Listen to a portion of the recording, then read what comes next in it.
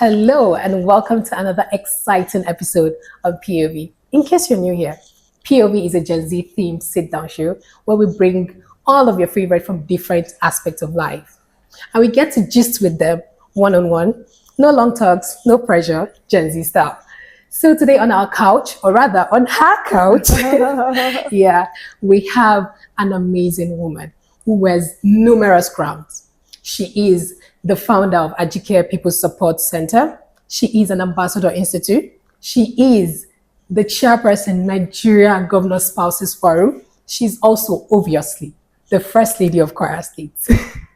If I continue, we may have to wrap up the show before we even get started. So she is Her Excellency, Mrs.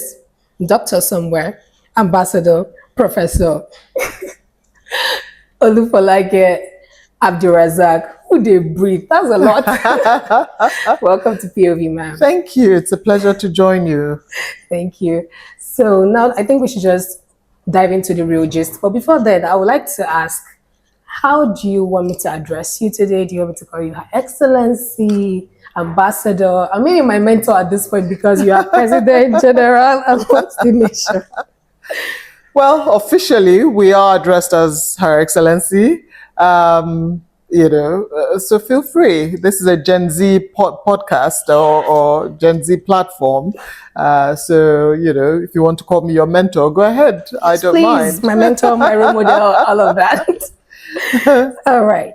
So, ma'am, it's obvious that you've worn several hats, right across from academia, leadership, public service. So how would you describe your journey and what it has shaped you to be who you are today? Thank you. So you see, I'm very, very lucky that I knew who I wanted to be, what I wanted to become at a very early age. A lot of people don't have that. Some people struggle, some people don't know what they want to do in life. Sometimes some people find out a bit later. Some people, try different things and are happy to wear different hats and do different things before they settle on one thing. I knew at the age of like 5, 6 that I wanted to be a diplomat. I was, looking at my dad who was working abroad a lot of the time. Not just was he information attaché in one of our embassies, he was also a playwright and staged plays, across America, across various places. And, we would listen to his plays on Voice of America, on BBC Radio, and on all of these things, all of these platforms. And because he was also in that world of working in the embassy and all of that, I decided I was going to be a diplomat at the age of about 5 or 6. And I stuck to it. So everything that I studied, I did a BA, I did a postgraduate diploma, I did a master's. It was all so that I could eventually become a diplomat, which I eventually became, and worked, all the way to the top to become an ambassador. And so that is how I started. And it's been a really, really fantastic journey of work, of meaningful and rewarding work for Nigeria. And so by the time I became a first lady, I was well versed in public service, being that I'd been a diplomat, served in various countries. I'd been in the UK, I'd been in France, I'd been in South Africa as a diplomat working for Nigeria.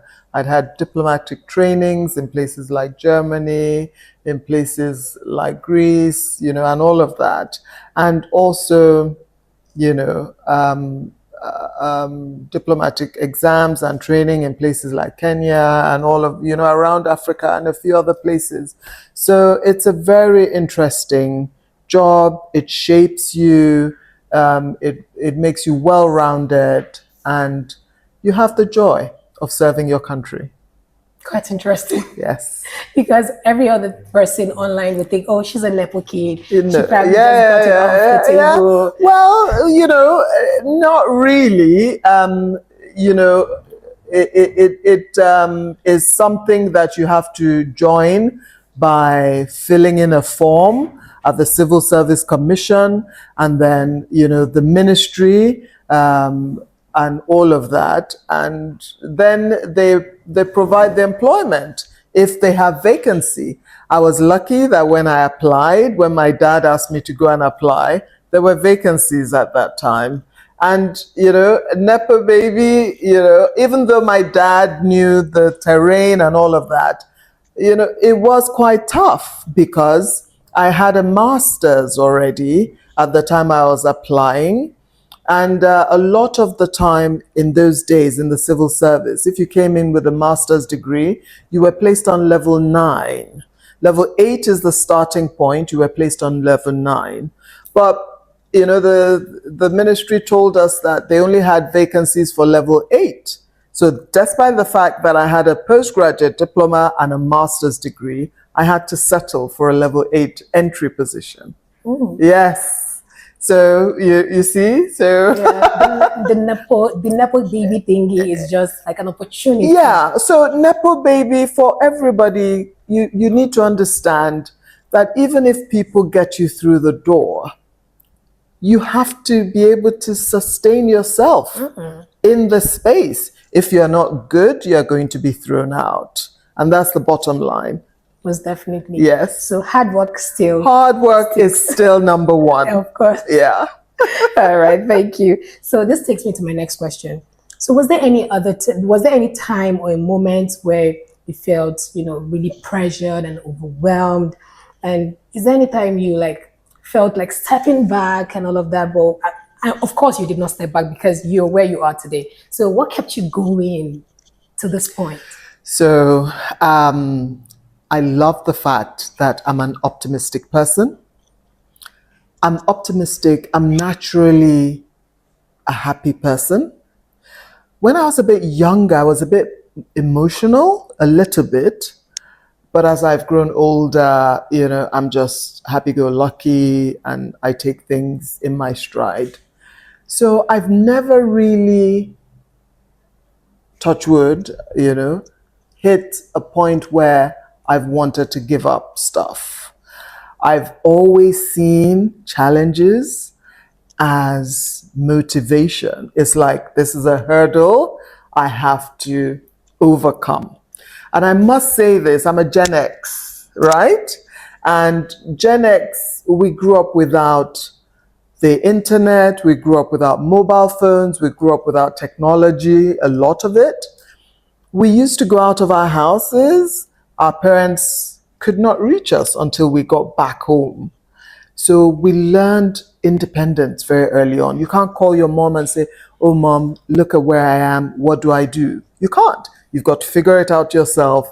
You've got to find your way back home, even if you're lost and all of that. We would ride our bicycles far. Ask any child growing up in the 70s or 80s or whatever. What did we do? You ride out, you ride back. Your parents didn't know where you were. Half the time, you have to go all over the place, find your way back home, and all of that. So I think Gen X, that generation, is fairly resilient, and then we were brought up to do a lot of things. You didn't do just one thing. I was telling my children the other day that I think the millennials and the Gen Zs are the generations that we gave the luxury of options.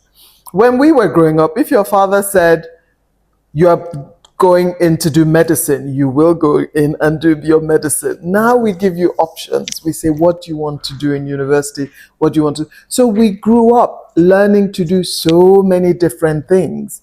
So because of that, I think we find it difficult to give up or say, oh my God, I can't do this.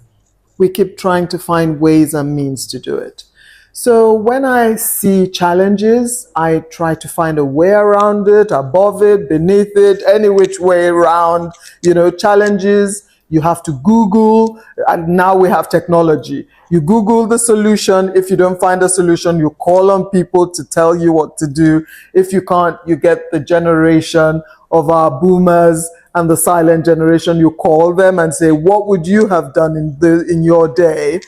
And information and learning is not just up to down, It's not totally linear. You can go up and down, sideways and up. I call younger people as well. I'm like, what do you think? You know, this has come, especially when it comes to technology or whatever. My children roll their eyes all the time because I call them, can you fix this? Can you do this? So you find a way. You try your best to find a way. If it becomes that that thing isn't for you, then you move on to something else. But I think by and large, I find it difficult to just say, I give up on things. I think this is what Gen Zs have. This is where Gen Zs have a problem. Yeah. You try something, it doesn't work at 48 hours. I'm like, I'm done I with know that. they are totally done with things too soon. My mental health. We think, and a lot of my mental health. A lot of my so mental health. we had to deal with a lot of pressure, and you didn't have the luxury of saying, it's affecting my mental health. Everybody would be like, what mental health? Can you get moving? So we are lucky now that people have that luxury to be able to say, oh, this is impacting my mental health. I need a break. And it's important and it's good. And we celebrate that. But also, you shouldn't take it too far. Try and be resilient. Try and find solutions. I know it's difficult for young people because I said at the beginning of this interview that when I was younger, I was also a little bit emotional. And, I would get upset by things and, a little bit moody about certain things. So that's natural for when you're younger. But you have to rise above it. So that's my one tip, is to find a way to rise above it using your friends, your family. One thing you must never do is keep quiet and bottle up things. It's the worst thing ever. You must always try and speak out. Find somebody to listen. It's very important. That's really deep. You heard it from Her Excellency, rather, Yeah. my mentor. So now take it to the next question. Let's make it a little bit light this time. Okay. So what's one Gen Z trend that you secretly love? Clock it. That was so natural. Like, I'm happy you did that because it's our normal thing to do here. It's clock it. Clock it. We always clock it. All right then. So now when I want to ask, what's one fun or surprising fact about you that most people, especially on the internet, wouldn't expect? Oh gosh, what they wouldn't expect is how I sing and dance to things. Yeah, I love to sing. I love to dance in my shower and privately. I don't think you'll catch me doing it publicly, but but that is one thing people would not expect. I sing at the top of my lungs. I'm so happy to sing and shout and dance, But I was about asking if I could invite you to my Gen Z themed party. Well, I might turn up with a mask on. And then maybe with the fella. Yes, why not? Let's do it. All right, I think I'll invite you then. Okay, I'm looking forward to it. Yes, sweet. So what advice would you give people chasing dreams others don't yet understand or support? There are new things that Gen Z is doing now. People don't really see the vision. When people start doing AI thingies, animations, people are like, what are these guys doing? Like, how would that fetch you? But now they're making cool cash. So what advice do you have?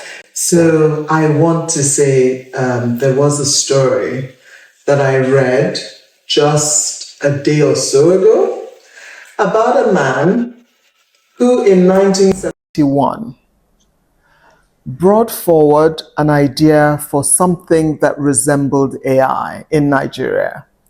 He took this, I'm going to find it, I think I saw it on Instagram, and he took this idea right up to the presidency. He was said to be insane and was sent to see a psychiatrist. And he had to see a psychiatrist about 20 times before the psychiatrist eventually said, no, there's nothing wrong with this guy. He is of sound mind. So that's how bad it was when he was talking about technology, AI, like an A-bot or something in 1971 in Nigeria. So people have been there before. It is, you talk till you're blue in the face, nobody sees the vision. But like I said again, technology works very well for Gen Zs and for younger people today. So you can always bypass those immediate people that do not recognize your vision and take it further afield.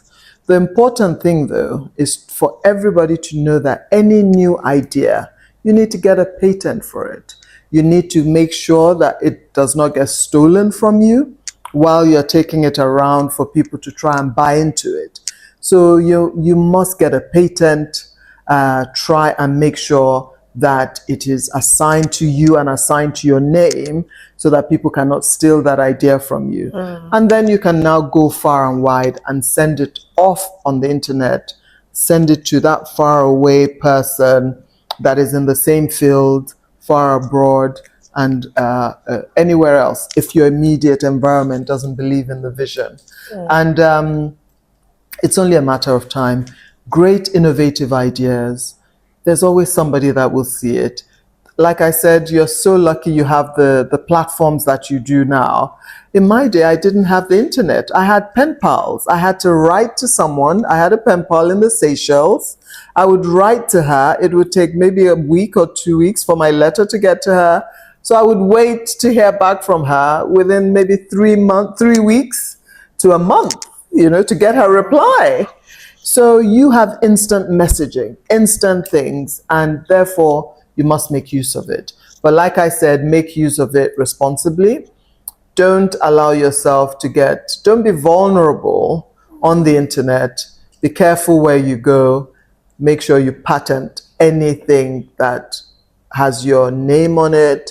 Make sure that it doesn't get stolen from you.